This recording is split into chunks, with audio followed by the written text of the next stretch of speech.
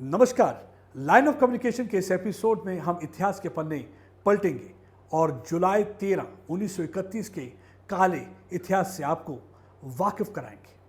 ये वो दिन है जिस दिन अलगाववाद का नींव पत्थर रखा गया था। ये वो दिन है जिस दिन पत्थरबाजी वादी कश्मीर में शुरू हुई थी और हम आपको बताएंगे कि किस तरीके से चीज़ों को मजहबी रंगत देकर लोगों को उकसाया गया और किस तरह से महाराजा हरि सिंह के खिलाफ विरोध की आड़ में हिंदुओं को निशाना बनाया गया। आज हम आपको इस काले दिन के बारे में साझा करेंगे। कश्मीर के बारे में किसी ने सच कहा है, Kashmir is a story of several truth sandwich between layer of lines, यानी कि सच्चाई के ही झूठ के लेयर्स में छुपी हुई है। और दूसरा ये कहना है कि Kashmir is a story of deliberate lies being projected as gospel truth. ये जो दूसरी बात है कश्मीर के सियासतदानों पर पूरी तरह से लागू होती है। किस तरीके से उन्होंने अपना जो सियासी वजूद कायम रखने के लिए झूठ को सच्चाई का जामा पहनाया और लोगों को उकसाया। और जो ये सिलसिला 94 वर्ष पहले 1931 में शुरू हुआ, वो सिलसिला आज भी जारी है। शेख अब्दुल्ला से लेकर महबूबा मुफ्ती से उमर अब्दुल्ला तक कहानी का प्लॉट सेम है। Play victimhood card, justify every act of violence, यानी 47 से पहले जो कुछ हुआ उसके लिए आप महाराजा हरि सिंह को जिम्मेवार ठहराएं और 47 के बाद जो कुछ होता रहा दिल्ली पर निशाना साधा गया और दिल्ली को हर चीज़ के लिए ब्लेम किया गया। पाकिस्तान को क्लीन चिट दी गई, अलगाववाद को गले लगाया गया और लाशों पर सियासत की गई। यही कश्मीर का सच है। किसी ने गलत नहीं कहा, आधा सच बहुत खतरनाक होता है। इसलिए मैं चाहूँगा कि आप ये वीडियो पूरा देखें ताकि आप पूरा सच जान पाए। हाल ही में एक वीडियो वायरल हुआ जिसमें देखा कि कैसे chief minister Omar Abdullah police के साथ धक्का मुक्की के बाद दीवार को फांदते हैं, नौटा कब्रिस्तान की तरफ जाते हैं। वहाँ पे जो 22 लोग मारे गए थे 1931 में पुलिस फायरिंग में, उनकी कब्रों पर श्रद्धांजलि अर्पित करते हैं और फातिहा पढ़ते हैं। क्यों उमर अब्दुल्ला ने ऐसा किया और क्यों उन्हें पुलिस ऐसा करने से रोक रही थी, इसके लिए आपको 1931 की सच्चाई को जानना बहुत ज़रूरी है। लेकिन ये कहना बिल्कुल गलत ना होगा, ये क्लासिक केस है।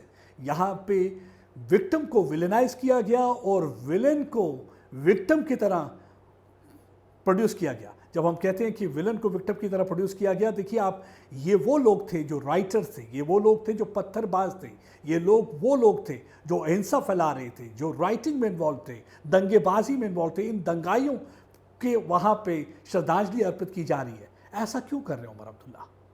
इतना ही नहीं, उमर अब्दुल्ला ने उनको जलियांवाला बाग के शहीदों के साथ कंपेयर कर दिया। उमर अब्दुल्ला ने कहा कि ये वो वादी के शहीद हैं जिनको श्रद्धांजलि देना बहुत ज़रूरी है। अब सवाल ये पैदा होता है, 2009 में जब उमर अब्दुल्ला चीफ मिनिस्टर थे, 2010 में जब उमर अब्दुल्ला चीफ मिनिस्टर थे, जो कश्मीरी उस समय पुलिस फायरिंग में मारे गए, क्या वो भी शहीद हैं? क्या उनके समाधि पर भी जाके उमर अब्दुल्ला इसी तरह फूल चढ़ाएंगे?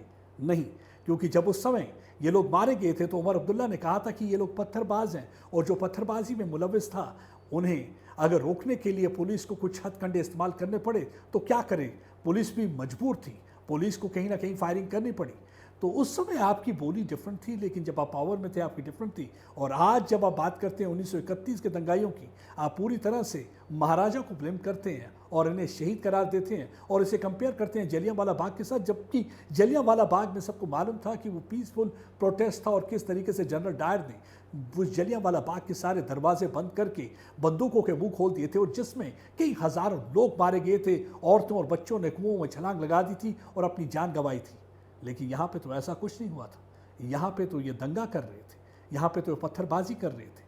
और यही सवाल पैदा होता है महबूबा मुफ्ती के लिए।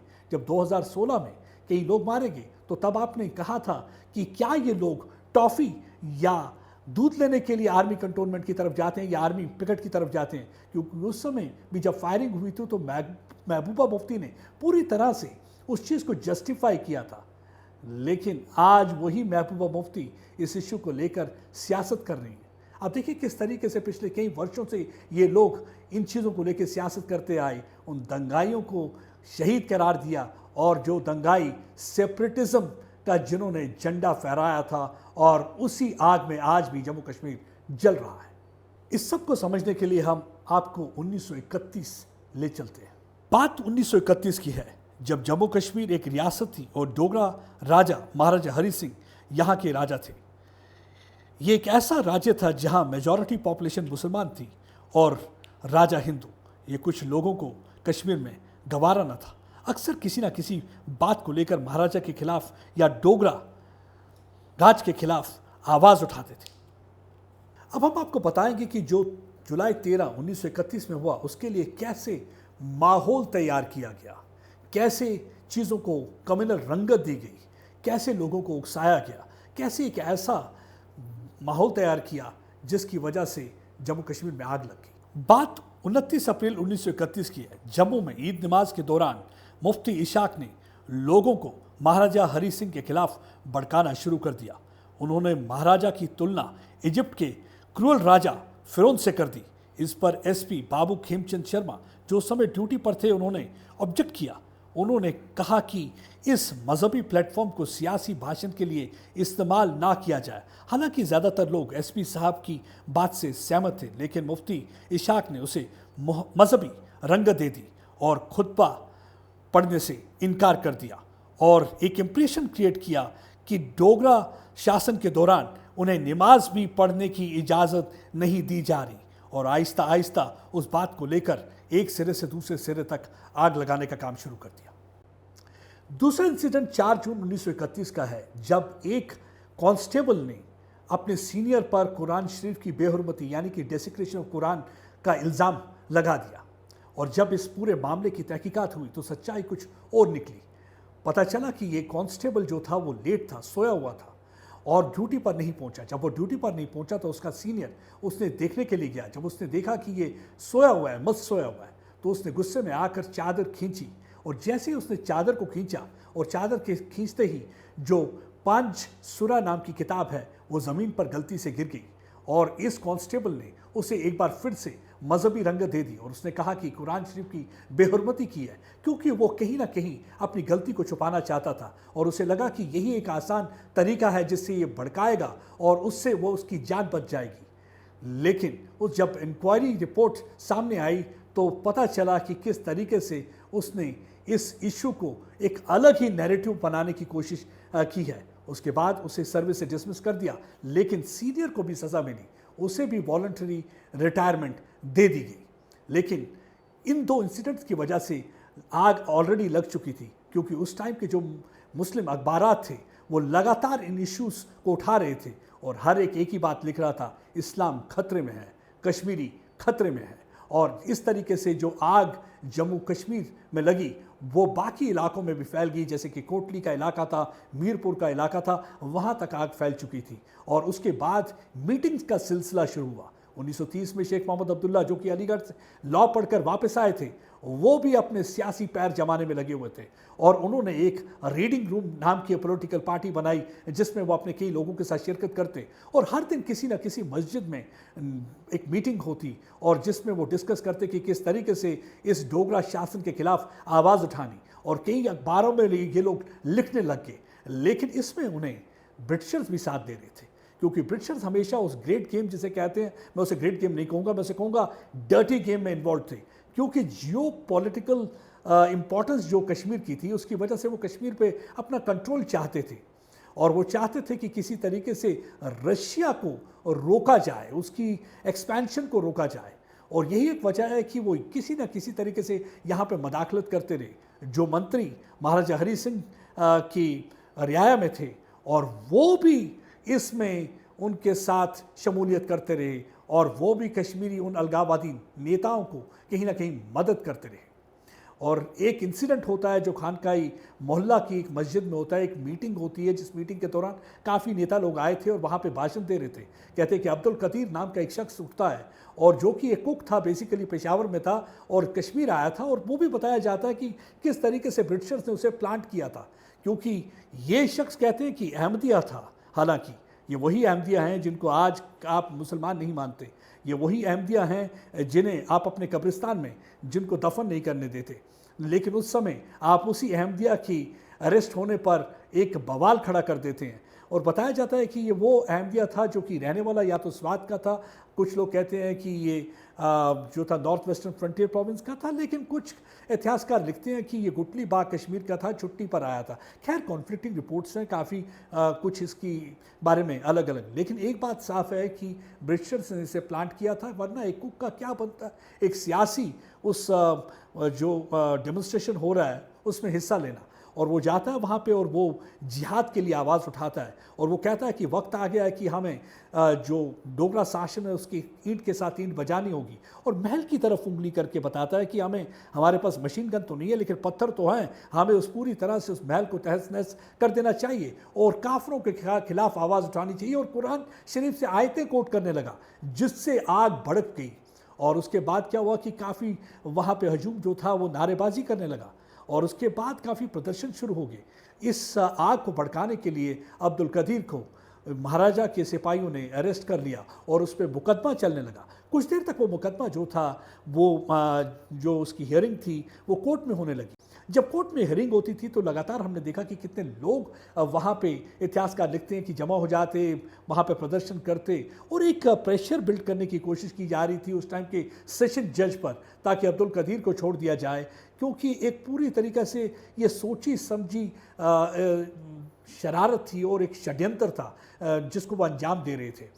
यही वजह थी कि सेशन जज ने जो अगली हियरिंग थी उन्होंने कहा कि ये अब कोर्ट में ना होकर जेल में होनी चाहिए, क्योंकि वहाँ पे एक तो सिक्योरिटी होगी और आराम से वो हियरिंग होगी और इसके बारे में एक फ़ैसला लिया जाएगा। कहते हैं कि जुलाई 13, 1931 में एक फ़ैसला लिया जाना था और फैसला लिया जाना था अब्दुल कदीर के लिए, और एक माहौल बना दिया कि अब्दुल कदीर के खिलाफ एक मुहिम छेड़ दी है जो सरकार ने, और सरकार उसे जेल में रखना चाहती है, उसे सज़ा देना चाहती है। इसलिए ज़्यादा से ज़्यादा लोग जो हैं जेल के बाहर इकट्ठे हो गए और कुछ लोग जेल का दरवाज़ा तोड़कर, गेट तोड़कर अंदर घुस गए। हालांकि जज ने बड़ी कोशिश की कि उन्हें बाहर निकाला जाए। कुछ लोग वहाँ पे पत्थरबाजी में लग गए, पत्थर चलाने लगे। और यहाँ पे भी आप देखिए कुछ लोग अलग सा नैरेटिव देने की कोशिश करते हैं, कहते हैं कि जब वो जो वहाँ पे लोग थे वो बड़ा ही अमन व अमान के साथ प्रोटेस्ट कर रहे थे, और जैसे वो नमाज़ पढ़ने लगे तो महाराजा की पुलिस ने उन पर फायरिंग कर दी और एक एक करके 22 लोगों को मार दिया। लेकिन जो कहानी अलग है, कोई महाराजा की पुलिस क्यों किसी को, निहत्थे को बिना मतलब फायरिंग करके मार दे? अभी तक तो ऐसा कभी हुआ नहीं था। तीस एक ही बात करते हैं, जब आप बात करते हैं स्टेट सब्जेक्ट लॉ की तो आप महाराजा की तारीफ़ करते हुए थकते नहीं, आप उनके कसीदे पढ़ते हुए थकते नहीं, और जब बात आती है कश्मीर की तो आप ऑल ऑफ ए सडन महाराजा को ब्लेम करने लगते हैं। ऐसे बताते हैं जैसे सबसे ज़्यादा क्रूअल अगर कोई हुआ है तो महाराजा हुआ है। तो आप ये बताने की कोशिश कर रहे हैं कि महाराजा की पुलिस मुसलमान के खिलाफ थी, और आपने उस समय जिस तरीके से नैरेटिव बुना, तो नैरेटिव ये बुना गया कि ये हिंदू पुलिस थी महाराजा की, ये मुसलमान जो कश्मीर था उसके खिलाफ थी, और किस तरीके से उनने चुन चुन के कश्मीरी मुसलमानों को मार दिया, जबकि बात वो नहीं थी। महाराजा की पुलिस ने उन राइटर्स को रोकने की कोशिश की। जब वो दंगाई आउट ऑफ कंट्रोल हो गए, उनके लिए मुश्किल होगी, पथराव हुआ, उस दौरान फायरिंग हो जाती है। फायरिंग में ये 22 के करीब जो लोग मारे जाते हैं, और उसके बाद जो है दंगा भड़क जाता है और ये उन इलाकों में चले जाते हैं जहाँ पे हिंदुओं की दुकानें थी, वहाँ लूट खसूट करते हैं, हिंदुओं को मारते हैं, उनके मंदिर जला देते हैं। और ये खाली सिलसिला जो है खाली कुछ इलाकों तक सीमित नहीं रहता, ये बढ़ता बढ़ता विचार नाग तक पहुँच जाता है, और इसका असर आने वाले दिनों में मीरपुर, कोटली और बाकी इलाकों में भी देखा गया। बड़ी कोशिश की महाराजा ने कि किन दंगाओं जो हो रहे थे उनको रोका जाए, और उसके लिए उन्होंने कोई नेता जो थे भारत के, जैसे कि अब्दुल कलाम आज़ाद, उनकी भी मदद ली ताकि वो कश्मीरी नेताओं के साथ समझौता करें और कश्मीरी नेताओं को कहें कि महाराजा की बात सुने और अमन व अमान का माहौल एक बार फिर से पैदा किया जाए। लेकिन कुछ शरारती लोग थे वहाँ जो चाहते नहीं थे कश्मीर में अमन रहे, जो चाहते नहीं थे कि महाराजा हरि सिंह का राज रहे, क्योंकि उन्हें लगता था महाराजा हरि सिंह का राज मतलब कि हिंदुओं का राज। उनका कहना था कि ये मेजॉरिटी मुस्लिम रियासत है तो यहाँ पे हिंदू राजा क्यों हो, क्योंकि एक माहौल तैयार कर दिया गया था, एक माहौल बनाने की पूरी कोशिश चल रही थी। और यही एक वजह है कि दंगाई उस दिन हिंदुओं को टारगेट करते रहे। सवाल पैदा होता है कि अगर ये कश्मीरियों के हक की लड़ाई थी तो वो क्या कश्मीरी नहीं थे जो कश्मीर में हिंदू रह रहे थे? उन हिंदुओं को क्यों टारगेट किया गया? देखिए, जो सिलसिला 1931 में शुरू हुआ वो सिलसिला आज भी जारी है, और आज भी आप देखेंगे कि किस तरीके से जो आतंकवादी हैं हिंदुस्तान और हिंदुस्तानी को टारगेट कर रहे हैं। जब मैं बात करता हूँ हिंदू को, तो आपने देखा होगा कि किस तरीके से 1990 में कई कश्मीरी पंडितों को पलायन करना पड़ा, उनको अपने घर बार छोड़ने पड़े, चुन चुन के उनको मारा गया, एक डर का माहौल, एक दहशत का माहौल क्रिएट किया गया। उस समय भी एक अलग सा नैरेटिव चलाया कि ये जगमोहन की वजह से भाग के आए हैं, क्योंकि जगमोहन ने उन्हें निकाल दिया, क्योंकि जगमोहन चाहता था कश्मीरी मुसलमानों पर अटैक करना और उनको मारना, उनकी कत्ल गारत करना, इसलिए उनको निकाल दिया और हालात ख़राब होने पर उन्हें वापस बुलाया जाता। लेकिन हकीकत कुछ और थी। सबको मालूम था कि जो ये पाकिस्तान से बंदूक आई थी, इस बंदूक को उठाकर उन्होंने हिंदुओं को निशाना बनाना शुरू किया, क्योंकि उस समय उन्होंने आवाज़ दी थी निज़ाम मुस्तफ़ा, यानी कि वो चाहते थे कि यहाँ पे सिर्फ एक पर्टिकुलर फ़िरके के लोग, मज़हब के लोग रहें, कोई और ना रहे। और यही एक वजह है कि उस समय इन्होंने कश्मीरी हिंदुओं और पंडितों को टारगेट करना शुरू कर दिया था। और हमने देखा है कि किस तरीके से ये जो फेक नैरेटिव चलाया जाता है और उस फेक नैरेटिव को इस तरीके से प्रोजेक्ट किया जाता है कि जैसे वही हकीकत है, वही सच्चाई है। मेरे ख्याल से उमर अब्दुल्ला को ये पूरी तरह से समझना होगा। मैं किस लिए कह रहा हूँ उमर अब्दुल्ला को, क्योंकि उमर अब्दुल्ला ने देखा है, क्योंकि 2009 में जब 2 औरतें मारी जाती हैं शोपियां के इलाके में, उस समय भी कैसे रंगत दे दी, उसे रेप और मर्डर केस करार दे दिया था, जबकि इन्वेस्टिगेशन ने बताया कि वो नहर में डूबने से मरे हैं। उस समय जब कुछ पत्रकारों ने ये रिपोर्ट के बारे में जब टीवी पर बताया, तो उन्हें भी कई डेथ थ्रेट्स दी गई कि आपने ये हकीकत क्यों बताई, क्योंकि एक एजेंडा के तहत एक माहौल बनाया जा रहा था। ये बताया जा रहा था कि किस तरीके से भारत के सिक्योरिटी फोर्सेस ने पहले रेप किया, फिर उसके बाद मर्डर किया और उन 2 औरतों को मार दिया। और हमने देखा कि कई दिनों तक प्रदर्शन चलता रहा। और उमर अब्दुल्ला को भी मालूम है कि किस तरीके से यहाँ पे मैन्युफैक्चर की जाती हैं चीज़ें और किस तरीके से फेक नैरेटिव चलाया जाता है। लेकिन अफसोस की बात यह है कि सियासत ऐसी बुरी चीज़ है कि आप अपने आप को रेलिवेंट रखने के लिए और कई बार कॉम्पिटिटिव सेपरेटिज्म या कॉम्पिटिटिव अलगाववाद की वजह से आप इतने मजबूर हो जाते हैं कि आप हकीकत जानते हुए भी उन लोगों का साथ देते हैं जो कि विलन्स होते हैं इस कहानी के, और उन विलन्स को आप विक्टिम्स की तरह प्रोड्यूस करते हैं और विक्टिम्स को आप पूरी तरह से डिमोनाइज करके रख देते हैं। यही कश्मीर की हकीकत है, यही 1931 में हुआ और यही सियासत आज तक चलती जा रही है। और आप देखिए कि होता क्या है कि ये आने वाले दिनों में थोड़ी देर के लिए हालांकि ट्रूस हुआ था, थोड़ी देर के लिए शांति हुई थी, लेकिन आहिस्ता आहिस्ता कुछ लोग थे वो इस बात को भड़काते रहे, इस मामले को तूल देते रहे ताकि आग कश्मीर में लगी रहे। जिस तरह से कश्मीर में वल्चर्स प्रेडेट ऑन डेड बॉडीज, उसी तरह से कश्मीर के कई सियासतदान हैं जो कब्रिस्तान पर सियासत करते हैं।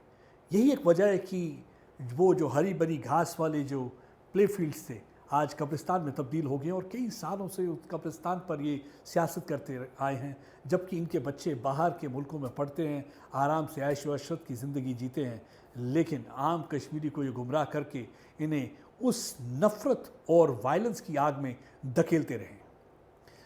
क्योंकि ये जो आग 1931 13 जुलाई को शुरू हुई थी, ये आग थोड़ी देर के लिए ज़रूर थमी थी, लेकिन उसके बाद फिर से एक बार उस टाइम के मिरवाइस जो हैं यूसुफ शाह, उन्होंने एक जिहाद के लिए कॉल दे दिया।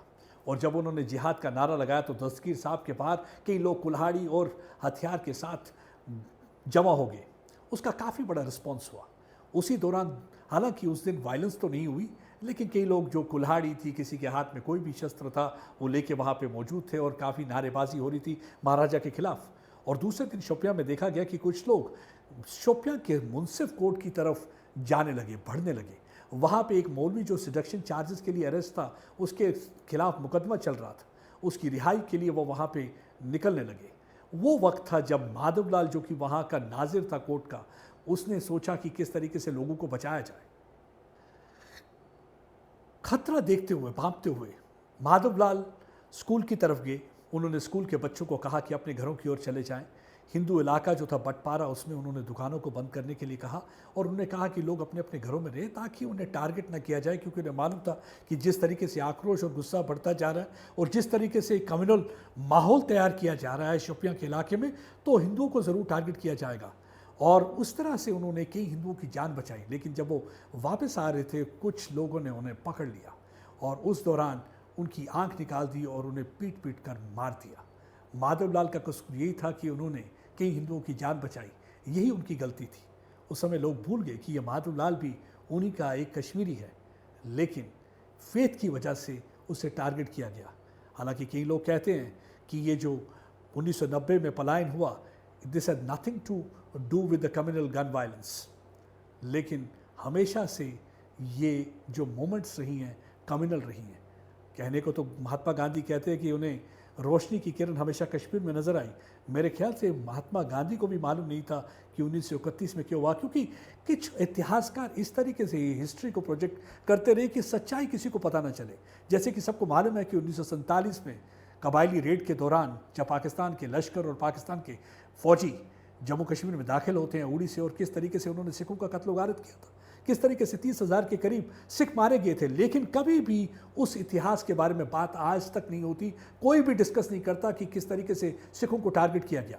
अगर सिखों के साथ वो लड़ाई ना लड़ते तो शायद होता है कि वो एयरपोर्ट तक पहुंच जाते और एयरपोर्ट पर कब्जा कर लेते और कश्मीर का इतिहास कुछ और होता। लेकिन सिखों ने अपनी कुर्बानियाँ दी, लड़ते रहे, अपनी जान दी, आखिरी सांस तक उन्होंने कबायलियों को रोके रखा और पूरी कोशिश की कि उनको खदेड़ें।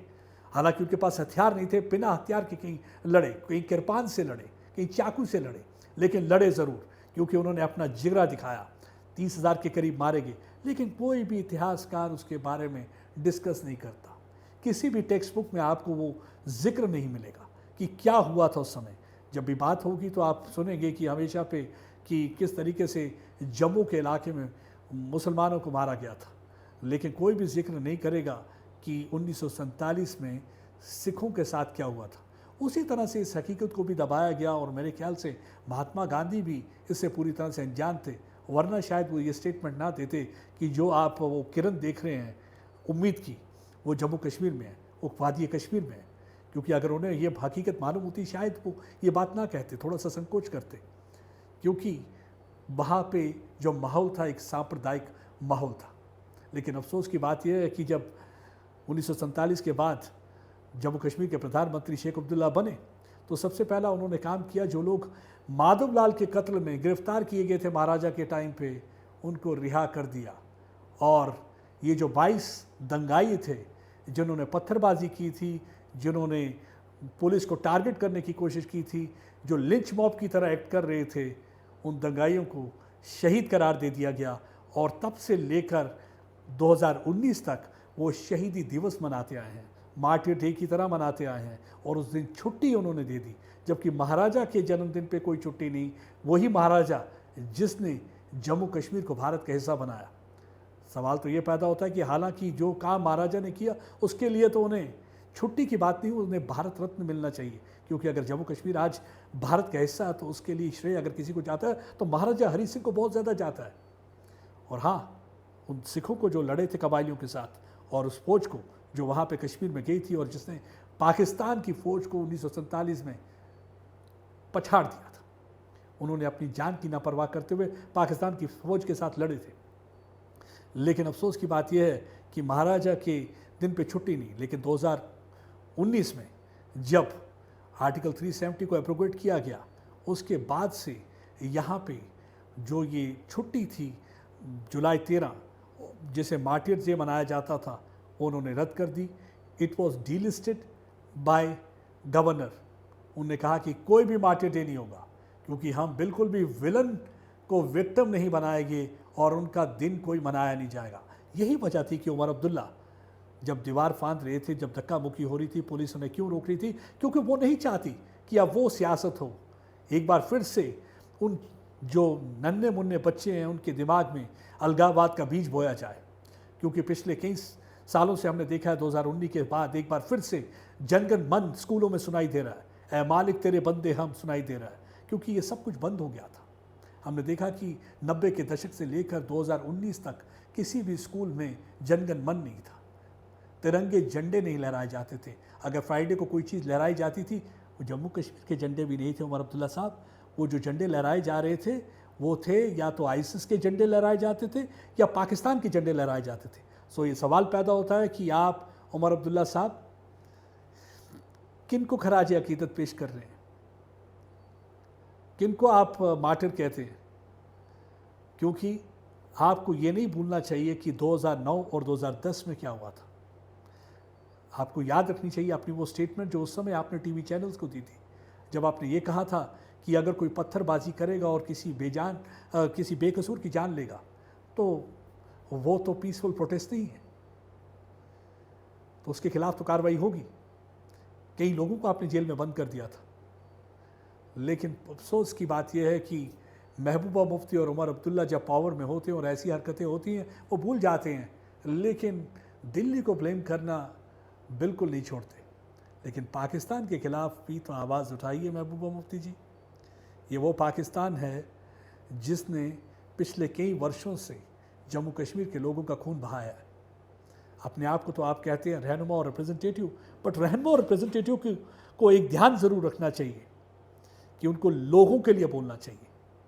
जो रहनुमा कुर्सी के लिए अपने दावपेच लड़ाए तो वो रहनुमा नहीं होता। सच्चा रहनुमा वो होता है जो अमन व अमान के लिए खड़ा रहे, अड़ा रहे और लोगों के हितों के लिए लड़ता रहे। इसके साथ ही मैं आपसे विदा लेता हूँ। अगली बार एक नए एपिसोड और एक नई डिस्कशन के साथ आपके सामने हाजिर होंगे।